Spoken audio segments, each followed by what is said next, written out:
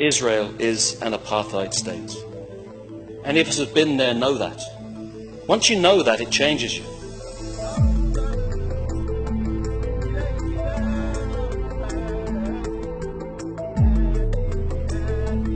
I witnessed with my own eyes the crushing indignity of a Palestinian community cut off from their water supply so that it could be diverted instead to support an Israeli chicken farm. Is the moral response to simply condemn this as illegal, but then ask how much for the eggs? Is there not a deep hypocrisy in that position?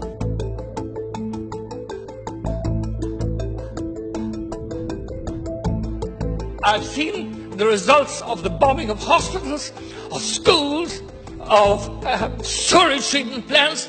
It is appalling. If you want to know what the people of Palestine want, ask the Palestinian farmers. I certainly would boycott products coming from occupied territories sold by the Israelis in the international market. But that's a different thing for a state to actually involve itself directly in this area. So I advise caution.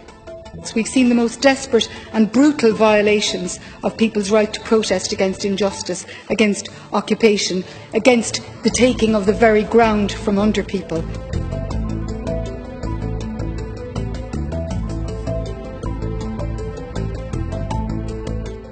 Nelson Mandela came, he said what made the practical difference on behalf of the Irish people was definitive action from the people, was a boycott, was solidarity.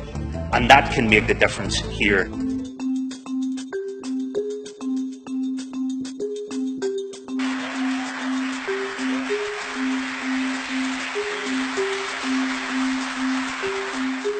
I think people are maybe a little bit scared of leading on something like this, and that's why I think it's vital, it's absolutely vital that Ireland leads on this. And my hope is that, like what happened back in the 80s around the apartheid regime in South Africa, it was Ireland that led two women, Dunnes Stores workers, who decided to not receive South African goods into the shop and went out on strike because of it. And it's that kind of stuff, and I'm hoping that this legislation will have the same impact across Europe and across the world, and will show a lot of solidarity to the Palestinian people. Currently, it's the darkest moment probably in the history of the Palestinian people. With the rise of Trump, Israeli settlements are taking over our land, water is being plundered, and people are being killed on the Gaza border. We know under international law that these settlements are illegal.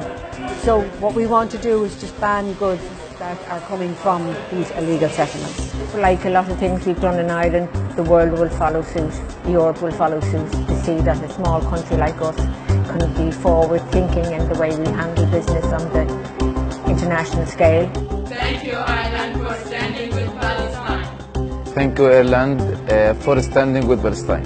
Thank you, Ireland, for standing by Palestinians, and we love you, Ireland. Thank you, Ireland, for banning settlements goods. I want to say thank you, Ireland, we love you. Shukran.